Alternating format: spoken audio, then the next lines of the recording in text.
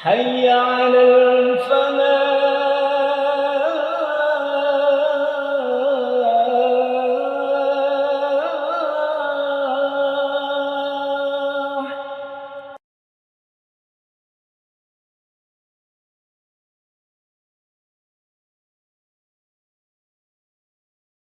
Bismillahirrahmanirrahim. Assalamualaikum warahmatullahi wabarakatuh. Innal hamdalillah nahmaduhu wa nasta'inuhu wa nastaghfiruh wa na'udzu billahi min shururi anfusina wa min sayyiati a'malina. May yahdihillahu fala mudhillalah wa may yudlilhu fala hadiyalah. Asyhadu an la ilaha illallah wahdahu la syarikalah wa asyhadu anna Muhammadan abduhu wa rasuluh. Allahumma salli wa sallim ala nabiyyika Muhammad wa ala alihi wa sahbihi wa man da'a bida'watihi wa syara ala nahji ila yaumiddin. Amma ba'du fa yaqulu subhanahu wa ta'ala fi muhkami tanzilih ya ayyuhalladzina amanu taqullaha wa qulu qawlan sadida yuslih lakum a'malakum wa yaghfir lakum dzunubakum wa may yuti'illah wa rasulahu faqad faza fawzan adzima. Para jamaah sekalian, bapak-bapak, ibu sekalian, rahimakumullah. Alhamdulillah kita bersyukur kepada Ta'ala yang kembali berkenan untuk menyatukan kita di malam hari ini dalam majelis.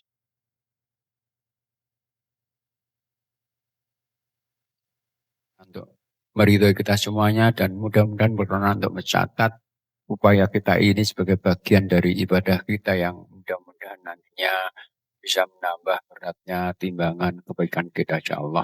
Allahumma amin. Para jamaah sekalian,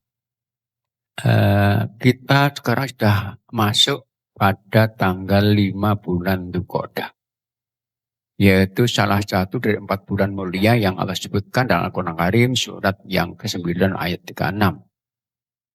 Inna iddal syuhuri indallahi itsna asyara syahrun fi kitabillah yauma khalaqas samawati wal arda minha arba'atun hurum.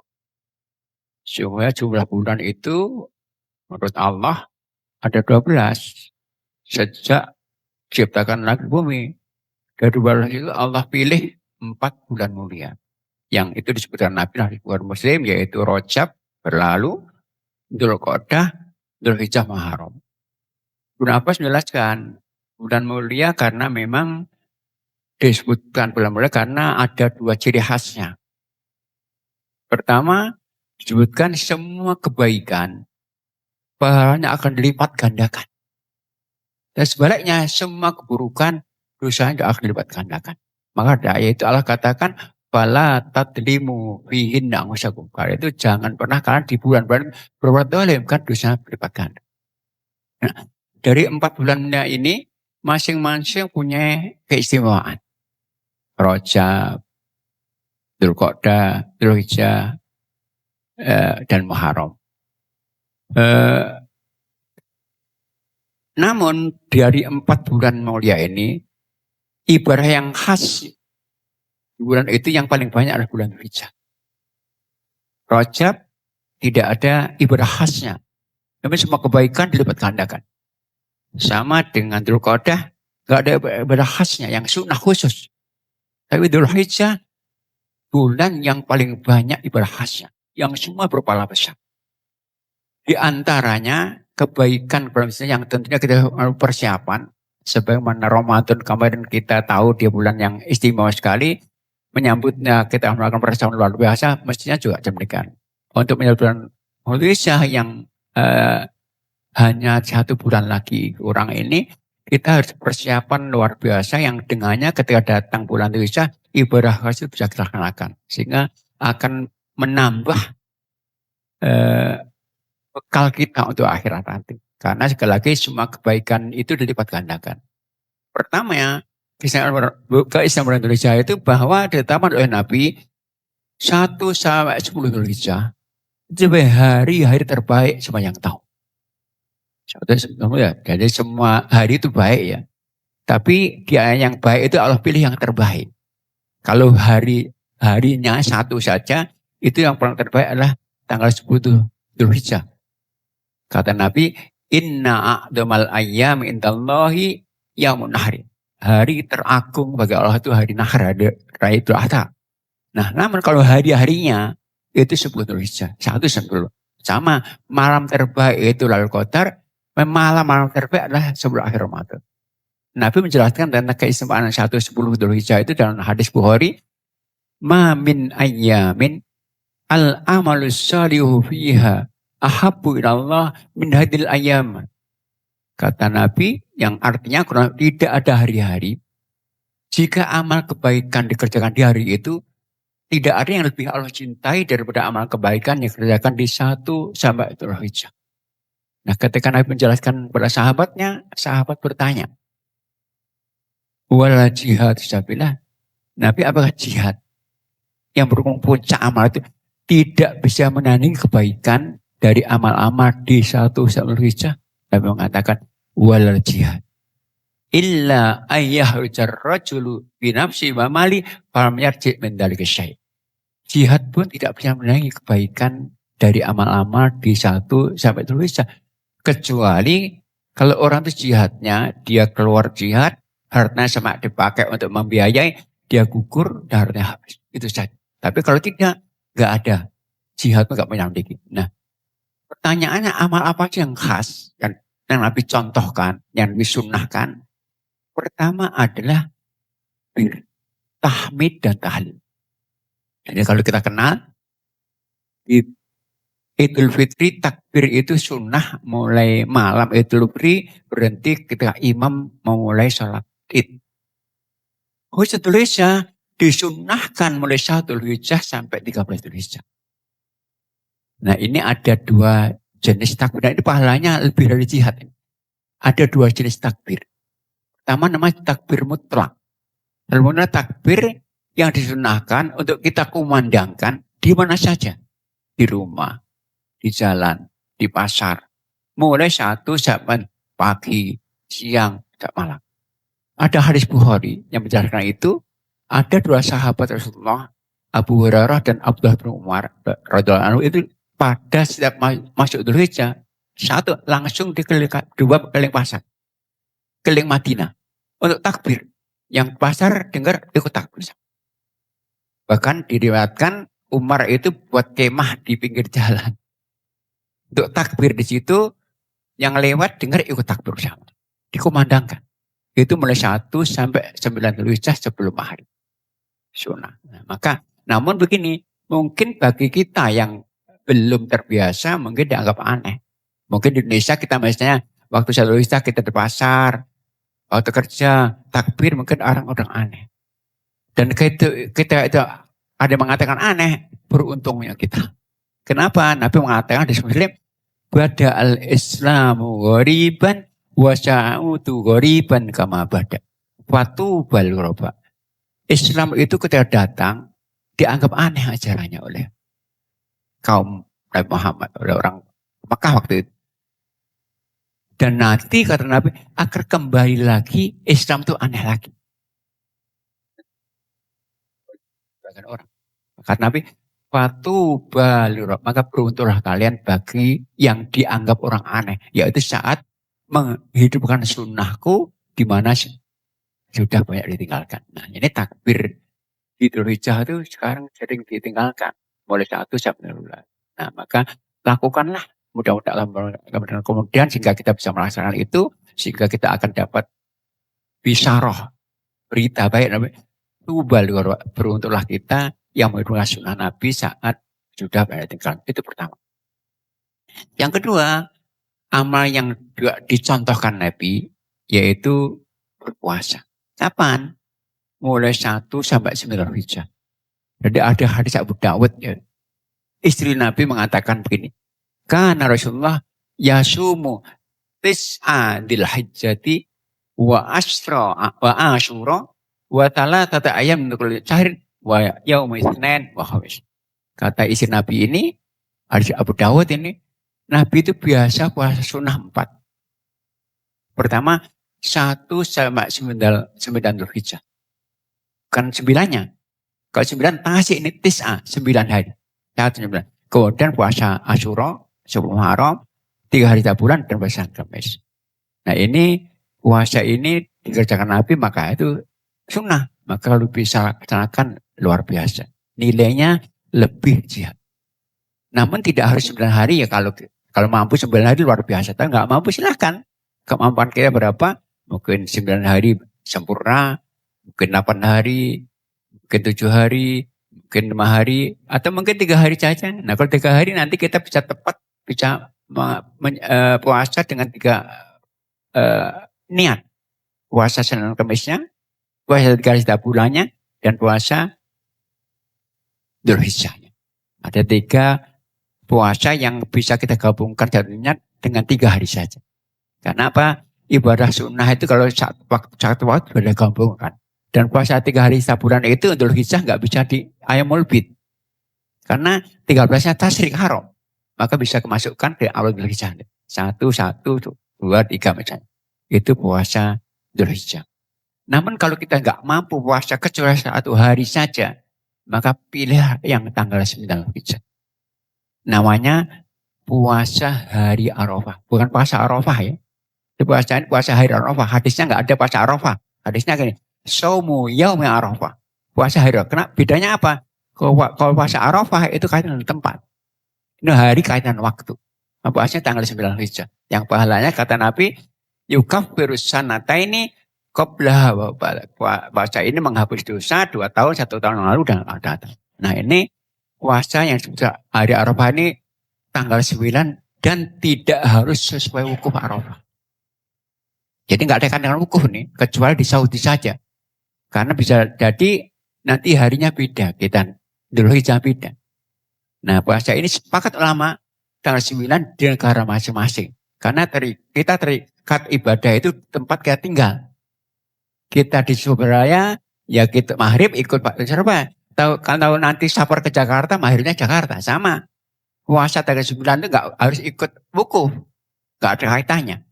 Kenapa nggak ada kaitannya? Karena begini, haji itu yang ada wukuf baru diperintahkan tanggal tahun 6 Hijriah. Baru ditemukan. Artinya para sahabat belum kenal wukuf kecuali tanggal tahun 6 ini. Nah puasa ini sunnahnya tanggal tahun 2 Hijriah. Berarti para sahabat sudah puasa, namanya puasa hari Arafah, belum kenal wukuf. Karena nggak ada kaitannya. Kedua, kenapa nggak harus sesuai wukuf Arafah? Karena begini, penetapan al-bulan itulah hak negara. Bisa beda-beda. Zaman Nabi hak negara. Nah, kalau misalnya di negara lebih barat, itu tentu lebih dulu. Karena awal bulan para pernah hilal. Di barat lebih dulu terbitnya. Kalau negara lebih barat dari Saudi, tanggal 1 Dzulhijjah hari ini, Saudi mungkin baru besok, berarti saat di negara itu tanggal 9, Saudi tanggal 8. Saat di Saudi itu tanggal 9, wukuf dari negara itu tanggal 10. Kalau puasa ini ikut wukuf, berarti puasa tanggal 10, haram wukuf. Karena puasa hari raya itu puasa ya. Maka pastikan kita berupaya untuk puasa ini kan nilainya lebih dari jihad. Apalagi puasa itu kan ibadah satu-satunya yang pahalanya nggak ada batas banyaknya. Paling banyak pahala itu puasa. Sampai Nabi mengatakan hadisnya Abu Muslim, kullu amal ibni Adam yudha'af. Al-hasanatu bi asyri amthaliha. Setiap amal kebaikan hamba Allah itu dilipat gandakan. Berapa? 10 maksimal 700. Jadi kalau kita niat untuk puasa, niat pahala 1. Kita puasa, langsung dilibatkan minimal 10. Kata Nabi, illa shaum. Kata Allah, illa shaum. Kecuali puasa saja. Kelipatannya lebih. Maka sekali lagi upayakan kita untuk bersiap diri untuk puasa awal Dzulhijjah nanti. Semampu kita. Nah amalan lain apa? Amalan lainnya adalah silahkan yang kita biasakan kemarin Ramadan, kita juga lakukan ini. Karena salah satu pesan Allah kepada kita itu, Ramadan itu kan ibadahnya dalam rangka kita untuk menjadi orang bertakwa. Semua puasa takwa. Nah, Jangan sampai baju takwa yang sudah kita rangkai di Ramadan dengan berbagai ibadah itu kita urai lagi setelah Ramadan. Pastikan tetap kita bersama Pak ibadah itu. Allah ingatkan kita, jangan kita pernah meniru seorang wanita. Jadi dalam surat 16 itu ayat 32 Allah berpesan gini. Wala takunu kallati naghut wajlaha. Membak Quran. Engkau jangan seperti wanita itu ya. Yang suka mengurai pintal. Jadi wanita itu biasa memintal. Nah, jadi pakaian yang baik saja. Baik, diurai lagi. Maka jangan sampai dari pakaian takwa yang kita pintal dengan kuat, dengan rangkaian ibadah kita. Pastikan ibadah-ibadah kemarin di Ramadan kita juga tetap lakukan setelah khususnya di Idul Hijjah. Apa itu diantaranya? Quran kita jangan pernah kita lalai. Quran petunjuk kita ada 5 aktivitas kaitan Quran ini yang cuma luar besar. Pertama, belajar dan mengajarkannya. Nabi mengatakan tentang orang yang melakukan itu, khairukum man ta'alam al-Quran wa alam. Sebaik-baik kalian itu yang mau belajar Quran dan mengajarkan. Yang kedua, membaca dan mendengarkan. Baca itu perintah Allah, utlu ma'uhi'ailah. 1 huruf Quran, 10 kebaikan. Maka kita biasakan baca harian, kalau bisa target yang Nabi targetkan kurang lebih 1 juz. Idul Hijjah lipatkan. Kemudian mendengarkan. Karena mendengarkan itu biasa lakukan Rasulullah dan pahalanya akan mendatangkan kita rahmat Allah. La'alakum turhamun. Kemudian kalau bisa menghafal dan mempertahankannya. Roja. Dan yang keempat mengkajinya. Dan ini pahala besar sekali. Mengkaji itu artinya kita kumpul bersama, membaca dan ada yang menafsirkan.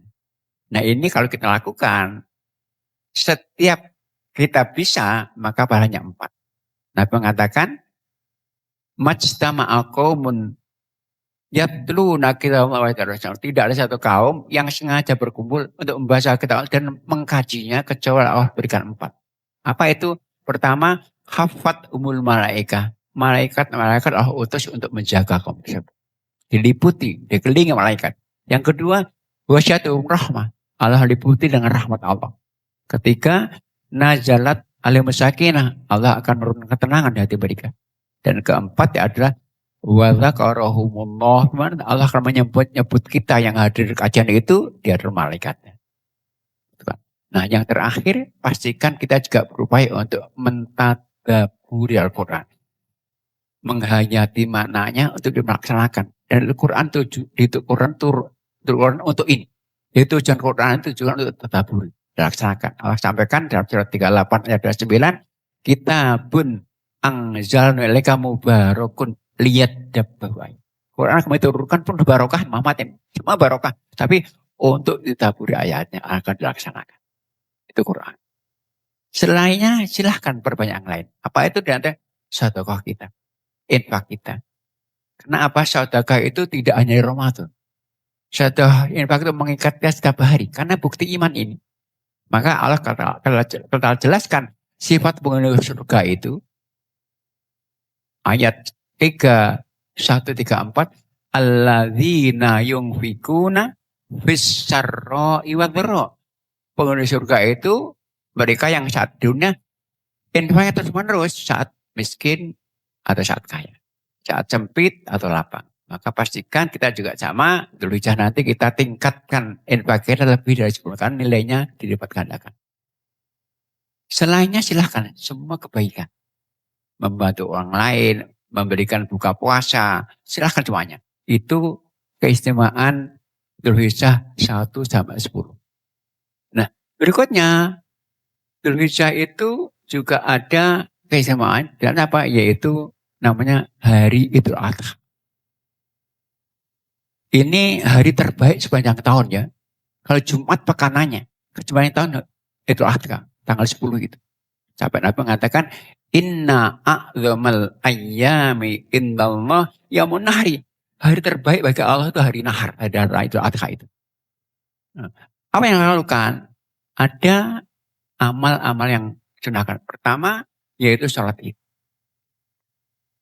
Sholat id ini hukumnya sunnah muakkadah ya, maka jangan meninggalkan. Bahkan Nabi kalau sholat itu menyuruh para sahabatnya untuk juga membawa istri-istrinya ikut hadir meskipun haid.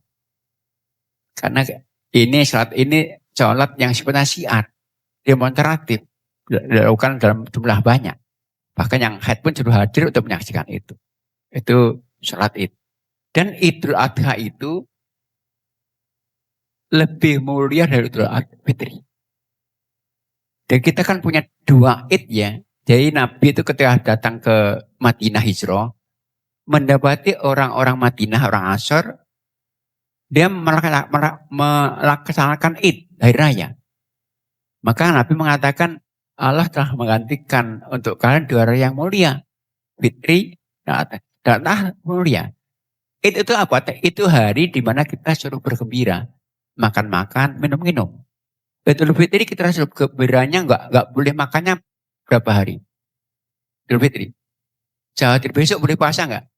Idul Adha. 4 hari.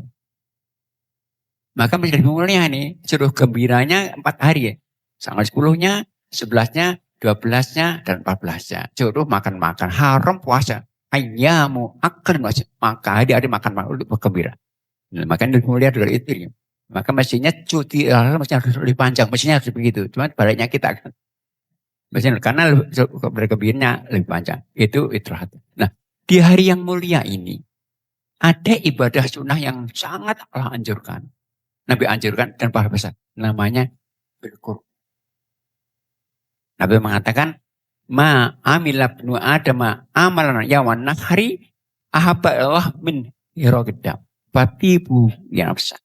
Kata Nabi, tidak ada satu amal kebaikan yang dilakukan oleh seorang manusia di hari terbaik itu yang lebih Allah cintai daripada menyembelih korban. Maka senanglah kalian melakukan. Nah, namun korban ini sebagai satu ibadah, namanya udhiyah, bahasa Arab udhiyah, ini ketentuannya khusus. Ada pertama kaitan dengan hewannya. Hanya 3 jenis hewan yang boleh kita pakai korban, yaitu unta, sapi dengan segala macam jenisnya, termasuk kerbau masuk ini karena jenisnya, kemudian kambing dengan segala jenisnya. Itu pun ada aturannya. Aturannya apa? Umurnya tentukan. Unta 5 tahun, sapi 2 tahun penuh, kambing 1 tahun. Tapi khusus kambing, kalau jenisnya itu domba boleh 6 bulan. Nabi mengatakan, la tatbahu illa musinnatan illa ayak selalu fatal bejatan. Jangan oleh kambing kalau yang berumur 1 tahun, kecuali sulit boleh jenis domba umur 6 bulan. Khusus ini domba. Nah kemudian ini aturannya, hewan-hewan ini harus bebas dari cacat. Ada 4 cacat yang disebutkan yang nggak boleh ada hewan. Apa? Pertama, nggak boleh buta salah satu matanya, nggak boleh pincang satu kakinya, nggak boleh sangat kurus, dan nggak boleh sangat kurus. Jadi pertama pincang, buta, pincang, buta, kemudian kurus, dan bukan tanduk itu sunnah saja. Dan sakit nggak boleh. Jadi pincang, buta, kemudian kurus dan sakit nggak boleh. Karena itu kalau kita beli pastikan dia suruh jalan dulu. Jangan punya nggak boleh beli. Maka libatkan ahlinya. Karena kadang-kadang kita orang awam, kadang-kadang kelihatan gemuk tapi sakit.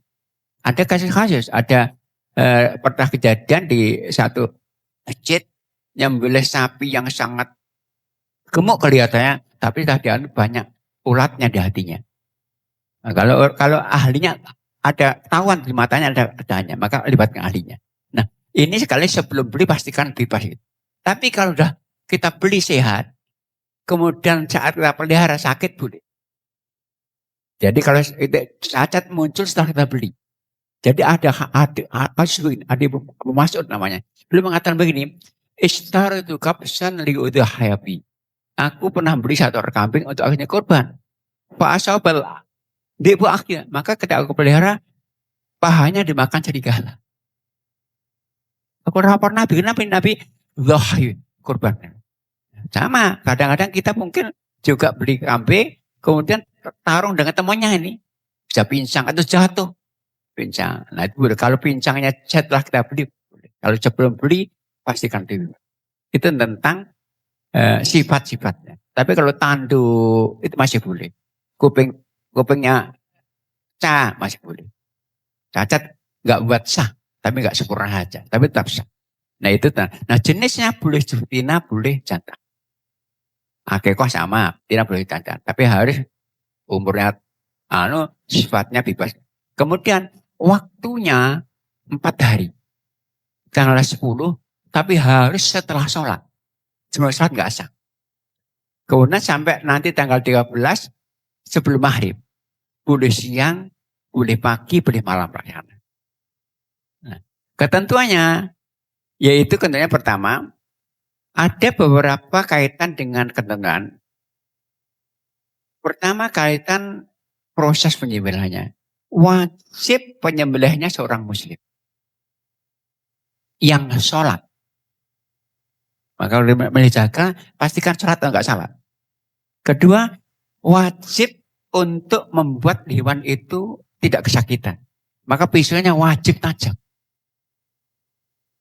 Kemudian, menyembelihnya ada caranya. Disebut istilahnya ada dzibhun, ada nahrun. Nahrun itu untuk unta berdiri. Maka ayatnya fasol lirobika wan har. Itu unta berdiri. Jadi unta nggak boleh dibaringkan. Untuk sapi bisa berdiri, bisa tidurkan. Untuk kambing wajib tidur. Diiringkan. Maka namanya dzibhun. Bapak itu beda bin adid. Itu nah itu. Kemudian sunnahnya untuk menyembelih ini di hadapan anak kiblat, hewannya bukan menyembelih, hewannya menyembelih. Dan sunnahnya tidak diperhatikan kepada hewan yang belum disembelih. Stres, nggak boleh. Bahkan mengasah pisau itu nggak boleh di hadapan hewan yang disembelihnya. Nabi pernah ada sang sahabat menyembelih kambing ini, ngasah pisau di hadapannya karena engkau sembelihnya 2 kali. Nggak boleh, karena stres. Nah, stres itu akan berpengaruh pada dagingnya nanti. Nah kemudian berikutnya, bagi yang berkorban itu disunnahkan sejak dia masuk Dzul Hijjah nggak boleh motong rambut kukunya sampai jembelih. Ini hadisnya Muslim ya, kata Nabi, idza ra'aitum hilal hijjah wa arada yuthya falyumsik an sya'ri. Kalau kalian telah tahu masuknya Dzul Hijjah dan orang yang ingin korban, maka nggak boleh memotong rambut sampai dia jembelih. Nah untuk hewan-hewan ini itu boleh patungan ya. Kalau unta boleh untuk 10 orang maksimal. Kalau sapi maksimal 7 orang, untuk kambing nggak boleh patungan. Maka anak-anak yang di sekolah iuran itu nggak korban, itu latihan korban. Karena patungan banyak itu, satu ribuan nggak korban. Tapi boleh-boleh, ini sudah biasa. Nah, cuman sunnahnya untuk satu keluarga, satu kambing saja. Jadi seorang kepala keluarga beli satu kambing atas nama saya dan semua keluarganya yang di bawah tanggung jawabnya. Termasuk yang sudah wafat dimasukkan. Jadi misalnya ada orang, keluarganya ada istri, anak 5, bapaknya sudah meninggal. Boleh satu kambing atas nama dia dan bapaknya meninggal. Boleh digabungkan. Itu sunnahnya begitu. Sahabat berbangga dengan itu. Enggak satu orang dan gantian. Tahun ini satu ini, tahun enggak boleh. Tahun satu, semua dapat pahala sama. Itu boleh. Itu untuk kaitan cara menyembelih sunnahnya. Kemudian berikutnya, kaitan dengan pelaksanaannya. Itu sekali lagi, semua hewan yang disembelih ini enggak boleh ada yang jual. Nggak boleh ada yang dipakai biaya operasional. Semua harus dimakan, dibagi-bagikan. Jadi ada seorang sahabat Ali namanya. Ali bin Abi Thalib itu menantu Nabi ini, misal Nabi itu pernah diutus Nabi untuk ngolah hewan 1 ekor unta. Dia mengatakan, Amaron Rasulullah an aku ma'la putri. Aku diberi Nabi untuk menyembelih 1 ekor untanya. Wan ukosima, dan aku disuruh untuk apa? An ukosima, untuk membagi. Pertama, luhumaha, membagi dagingnya. Juludah, kulitnya. Jilalah, jilahnya. Jadi begini, unta itu hewan yang tahan panas tapi nggak tahan dingin. Maka kalau musim dingin unta itu dipakai kasih baju kulit. Maka kalau musim dingin kita beli unta di pasar bisa ada bajunya. Kita beli untuk niat kurban, kulitnya harus juga dibagikan kan niatnya untuk kurban. Maka kemudian Ali mengatakan wala u'til jajiro menasyai'an walakin nu'timinta. Dan kami dilarang Nabi untuk memberikan jagal bagian dari kurban sebagai ongkosnya. Ongkos kami ambilkan dari pihak operasional kami. Maka nggak boleh kurban saya nggak kasih ongkos, nggak mau kasih kepala, mentak ongkos kepala nggak boleh. Bagian semuanya. Memang problemnya kita memang kadang-kadang kulit kan. Boleh nggak dijual? Kalau nggak bisa diberikan jual tapi hasilnya nggak boleh untuk operasional, harus dibagian lagi kepada orang miskin. Dan misalnya kulit nggak bisa dikelola, dijual, nah ya hasilnya dibagikan untuk menambah daging-daging mereka. Nggak boleh untuk operasional, nggak boleh untuk kas masjid. Maka semua yang diniatkan kurban semua dibagi. Contohnya begini, ada seorang misalnya titip ke panitia uang 4 juta. Ini untuk kurban 1 ekor kambing atas nama saya dan keluarga saya. Nah, panitia sebagai penerima amanah membelikan 1 ekor kambing dengan harga 3,5 juta. Sisanya berapa? Harus dibagikan. Karena niatnya untuk kurban. Diberikan uang, diberikan apa? Kan kambingnya 1 ekor kambing. 500 diberikan uang berapa orang miskin. Beda dengan kalau begini. Ini titip 4 juta ya. Tapi untuk seorang plus biaya operasional. Jadi pesannya 4 juta untuk 1 ekor kambing plus biaya. Maka boleh kalau lebih nanti. Tapi yang pertama untuk kambing 1 ekor kambing banyak. Nanti kalau lebih harus nggak boleh untuk dipakai operasional. Maka biar operasional itu tanggung jawab siapa? Tanggung pengkorbannya. Kan mestinya begini. Asalnya pengkorban itu mengelola sendiri. Ketika menitipkan kepada orang lain, maka dia membiayai. Maka biaya nggak boleh ambilkan di kas masjid, nggak boleh. Ini tanggung jawab kas masjid bukan untuk orang yang kaya punya berkah, kas masjid untuk biaya operasional masjid. Jadi ini bukan untuk masjid ini panitia masjid atau takmir masjid membantu para jamaah untuk mengelola. Maka harus dibawakan mereka. 1 sapi mestinya 1 juta. Karena biar rumah banyak ya. Beli pisaunya, beli kreseknya, beli sewa teropnya, nanti ngantarkan. Dan ini korban ini kalau dipotong-potong misalnya itu dibagikan nggak boleh dengan bagi kupon. Nggak boleh. Harus diantarkan. Kenapa? Karena apa ini hak mereka. Sama zakat itu nggak boleh bagi kupon ya, nggak boleh. Turut dibenarkan mereka. Maka mestinya panitia kurban, panitia zakat ini sebelum pelaksanaan mempunyai data penerima. Sehingga sudah datang tinggal membagikan. Jangan sampai dia nggak punya data. Sudah datang zakatnya, datang kurbannya, bingung kemana nih. Ya, sehingga mudah. Dikoordinir di antara. Maka itu mahal untuk biaya angkut kan ya. Ini sekali lagi untuk hati-hati karena biaya operasional itu nggak boleh diambilkan dari kurbannya. Contohnya begini. Panitia itu kan pekerja ya. Maka dia butuh makan siang. Butuh macam-macam lah. Nah ini jangan diambilkan dari kurbannya. Nanti kali ongkos nanti kasih ongkos kepala kambing. Kalau nggak boleh. Diambilkan dari infak. Atau dibebankan kepada yang berhubungan tadi. Bukan diambilkan dari kurban ini. Di antaranya contohnya begini. makan siang itu biar rasional atau bukan? Rasional ya. Nggak boleh dari korban loh ya. Jangan sampai ini satu ekor kambing nggak usah dibagi untuk makan siang panitia. Nah, ya rasional nggak boleh. Kan biar sana nggak boleh. Kalau mau aman begini. Jadi panitia ketika menerima setoran kurban dari para pengorban, tanya, Bapak nanti kira-kira ngambil haknya enggak? Kalau nggak ngambil, gimana kalau kamu minta untuk makan siang panitia? Jadi makan siap, kasih makan dari hak orang lain, bukan dari yang belum dibagi. Karena ini nggak boleh untuk berencana.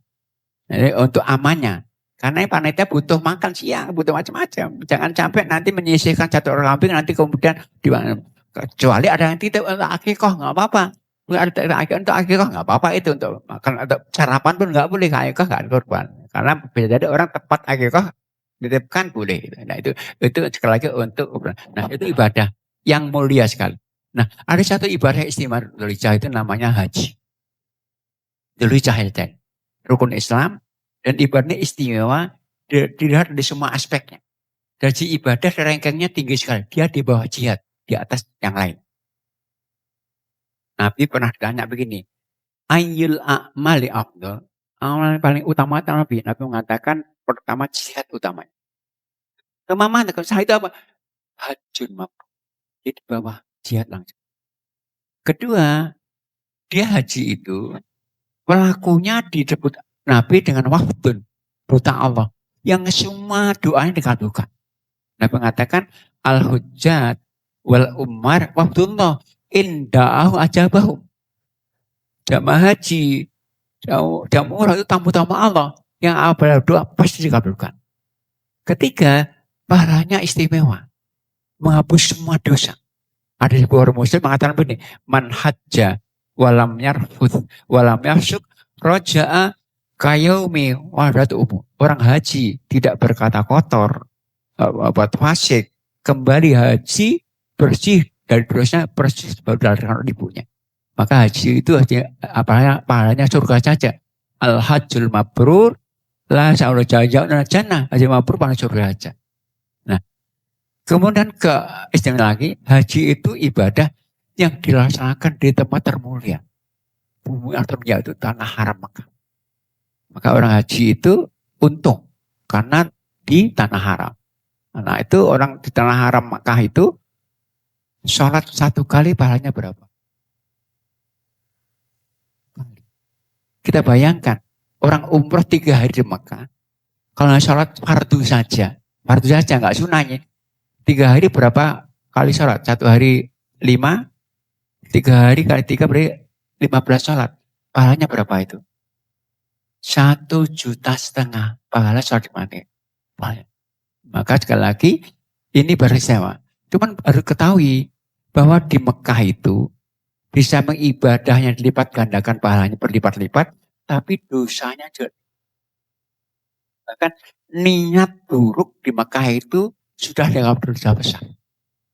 Kalau kita niat buruk kita niat buruk di Indonesia di negara kita niat buruk. Kita niat misalnya mau apa aja menyalai orang lain, memukul orang lain, niat nih. Kita batalkan. Dapat pahala gitu. Pahala. Kita batalkan. Kita kerjakan dapat dosa. Niatnya enggak dihitung. Tapi kalau di Mekah, niat buruk sudah dianggap dosa besar.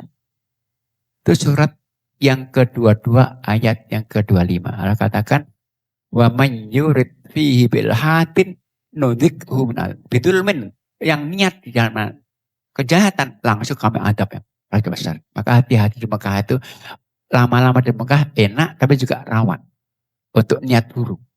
Nah, itu tentang ibadah-ibadah di bulan